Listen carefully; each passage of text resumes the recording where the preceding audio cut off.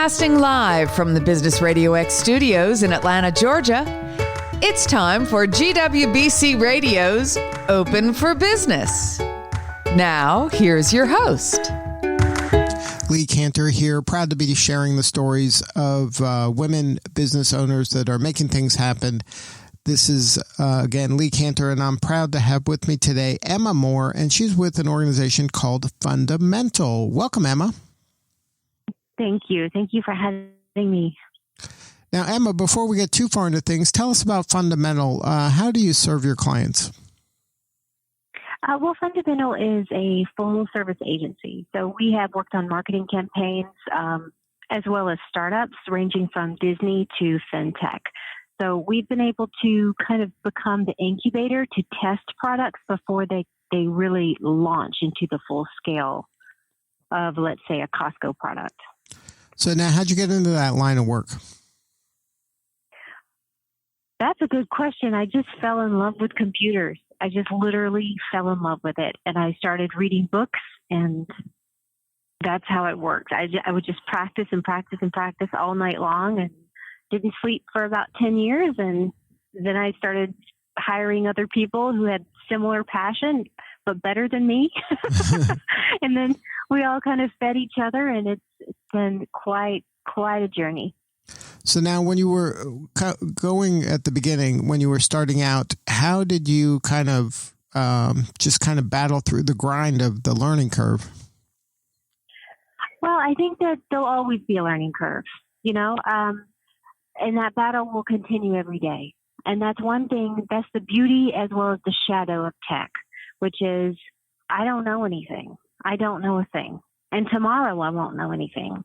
But how can I problem solve today to create a result in an ethical way that will serve my clients? And it's a mindset of making sure that I ask the right questions, and I surround myself with people that also ask really good questions and challenging questions. And then we have that curiosity to make sure it happens. Now, when you're working with a client, how do they, what pain are they having where they're like, you know what, we got to call Emma and her team to help us on this? When we were an agency in Los Angeles, it was mostly just reputation. And it works quite well. So I haven't ever truly advertised Fundamental. I've always kind of relied on people just knowing that we could do a really good job. And I felt that was the best type of advertising.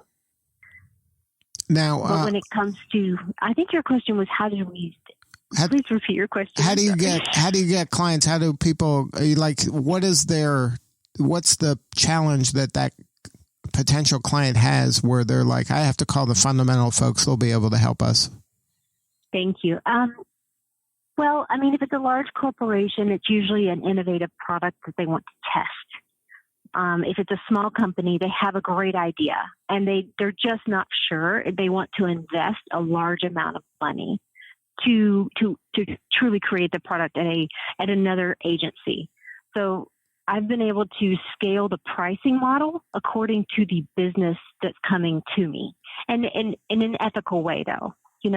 So let's say you have Joe down the street that says, you know what, I have this great idea about X, like fishing or fintech, some type of idea.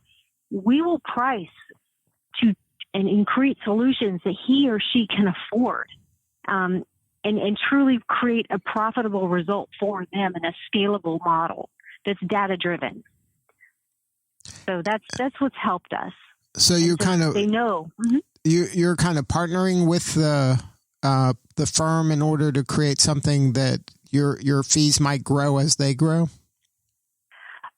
Well, yes and no.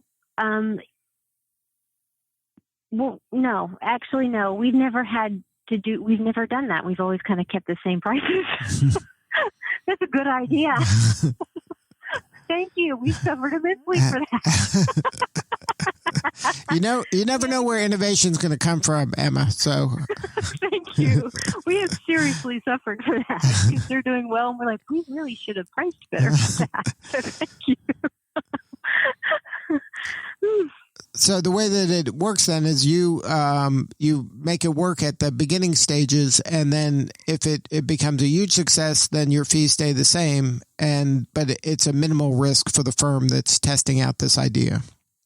It is a minimal risk, and usually what happens is they just need more work.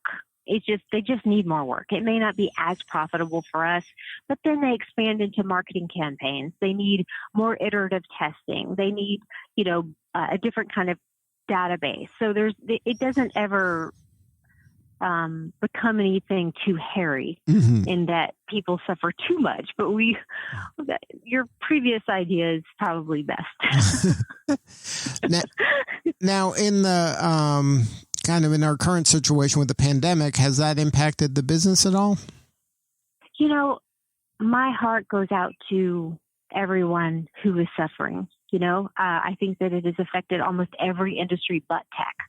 And even though there's a lot of people that are getting laid off in tech, people are spending more time on their computers and more time, watching anything that's a product-based, tech-based.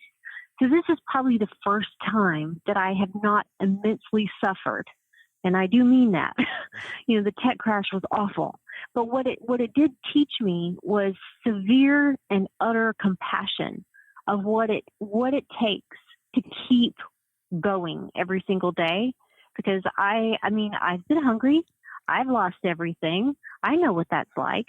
And then to come back every day despite that is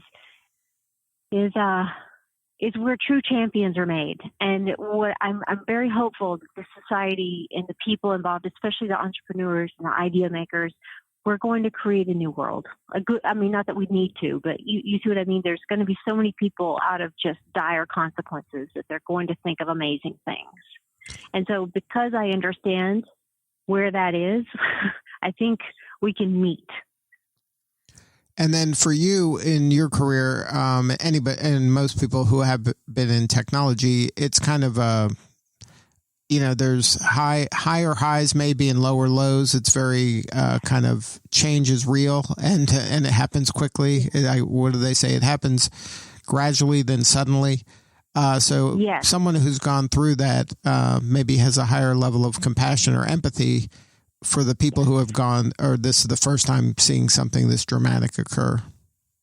Yes, I think so. I think tech, through the waves of tech, I've learned a lot of tips and tricks as to how to prepare for the next wave, or the little ideas. How do you create an idea from nothing? How do you scale even though you have nothing? There's just so many little things that happen through dire consequences, and humans are geniuses of what they come up with. So if we all kind of band together and we think of things, because we all need to, I think beautiful ideas and innovations will happen. Now, have you had to diversify maybe some of your offerings in order to adapt to this kind of changing landscape? Absolutely. Absolutely. I will personally do consulting work. I considered, if the new business didn't come in, no problem, get a full-time job if someone's willing to hire me. I'm also a Coursera teacher where I took on teaching about a certain trade that I know, which is UI UX design with data science.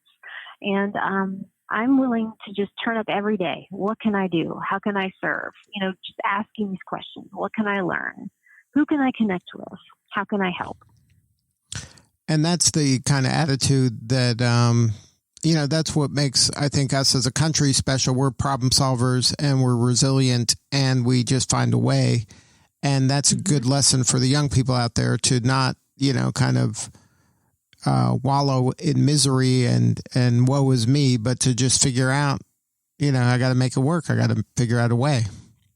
You have to figure out a way. There's always, I know it sounds very cheesy. I do believe, Diane and Aya, there is always a way, and it's not always easy. It isn't many times, but it usually is simple.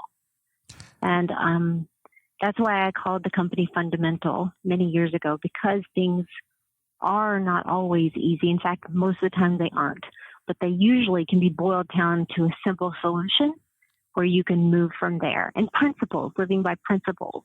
and practicing those principles, not being overly confident that you can actually live them every day, but actually practice them. So I think that is those are the stepping stones to this new way. Now, how about some advice for the people out there regarding what your one of your superpowers around kind of user experience? What are some things that a person on their own could do, maybe to their website or their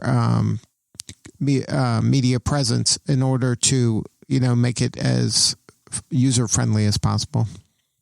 Okay.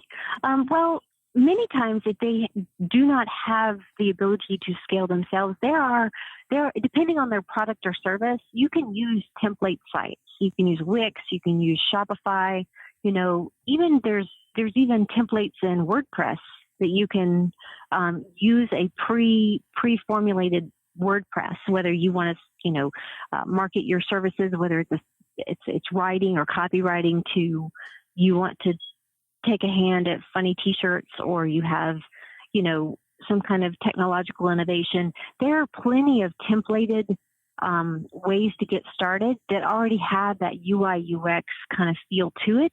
And they have analytics so that you can kind of see if there's any traction. So you may not need anyone in the beginning if you just have a few, I would say a focus on understanding what you're putting out there. Now, understanding your market, but you may not understand your market. Sometimes you have to kind of throw the paint out and see where it lands. So it really depends on what you're trying to sell. And that's probably an important thing for people to understand, that you can kind of whiteboard something to death in your office and within your own kind of circle. But until you put it out there into the world, you're not going to know if it resonates or not, right? Like you gotta take action and really, kind of publish your work in order to know if it's working or not. And you also sometimes can get on the ground. Like my friend had an idea about, hey, let's create an application where you can shop for farmers market produce and have a pickup.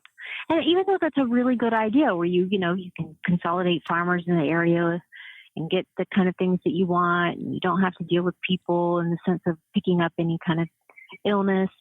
A lot of people, when you think about it, we could create an entire app on that. Technically, that's a good idea as well. But when you think about when people go to a farmer's market, they actually want to see the produce. They want to touch it. They want to smell it. That is the purpose of a farmer's market. So even though it seems like a fun idea for 24 hours, when you get on the floor and start asking people who cook a lot, they're like, no, I want to know what I'm buying. I want to walk around and check. So even just asking, if you have an idea, start asking strangers, what do you think? Or go online and create a YouTube video and say, this is, even though it's risky, someone might take your idea, but it's better than they take your idea and you create a better version than you doing something that is unapplicable for that particular market. Right, because a lot of times I think people imagine it and then they invest a lot of money in building something that the market isn't either ready for or wants. Yes. And I've told people that, and we've done the research for people. There's been times where we give them research and we want to make sure they know we want you to succeed. And by you succeeding, you need to think of another idea. We'll do what you want, but I'm just giving you the data, and so we don't play to them. We give them facts. We're data driven. And if we're wrong, we will pay the piper. We're sorry. We haven't been wrong yet because we're data driven, but